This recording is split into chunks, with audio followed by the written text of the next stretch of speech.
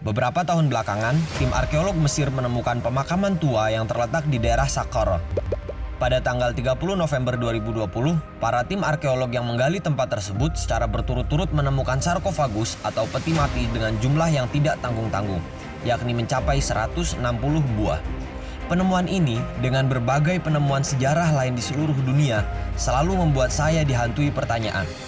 Mengapa penggalian sejarah masih terus berlanjut dan bahkan dibiayai?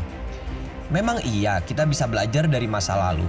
Tapi apa iya hanya itu yang menjadi alasan pembiayaan penggalian sejarah yang bisa memakan dana yang benar-benar tidak sedikit?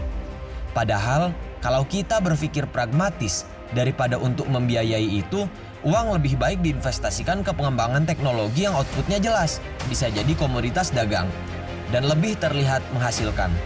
Lalu sejarah, hanya berapa persen orang yang berminat membaca buku sejarah? Sepertinya tujuan penelitian sejarah memang tak sesederhana untuk belajar dari masa lalu. Karena jika itu saja, untuk apa kita meneliti sampai jauh-jauh ke peradaban Mesopotamia yang bahkan tidak memiliki catatan sejarah yang baik? Pendapat tadi jelas benar, tapi ada beberapa hal yang lebih urgen untuk menjadi alasan mengapa sejarah harus tetap diingat dan digali.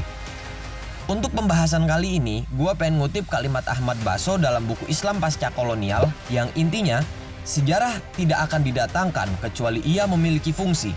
Dalam artian, sejarah akan digali jikalau ia bisa digunakan sebagai alat. Sebagai contoh, dalam sebuah negara, bisa dikatakan fungsi sejarah adalah untuk pembentukan karakter bangsa. Tanpa sejarah, setengah identitas bangsa sepertinya akan menghilang. Bayangkan saja negara kita, Indonesia. Andaikan kita tidak pernah diedukasi perihal siapa bangsa kita, bagaimana perjuangan kemerdekaan kita, bagaimana adat, tradisi, kebudayaan, dan makanan tradisional kita, mungkin kita tidak akan pernah cinta tanah air. Masyarakat jadi tidak memiliki rasa bangga terhadap tanah airnya. Mungkin ini pula yang membuat Bapak Proklamator kita mengatakan jangan pernah melupakan sejarah.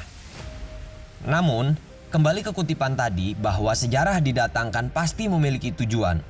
Celakanya, ini juga membuka potensi penyalahgunaan sejarah.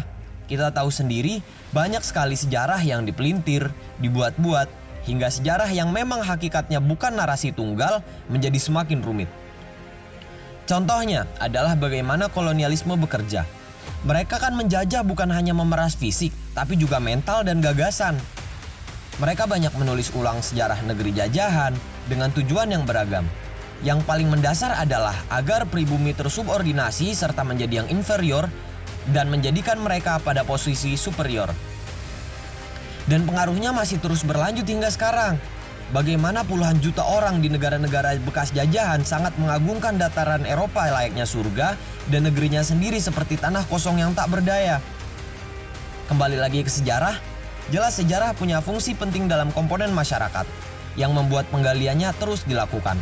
Outputnya bukan sekadar menjadi buku-buku atau film dokumenter yang bisa dijual, tapi dengan sejarah, siapapun yang memegangnya, ia bisa menguasai pikiran suatu bangsa. Jadi kira-kira wajar nggak sejarah dibiayain penggaliannya?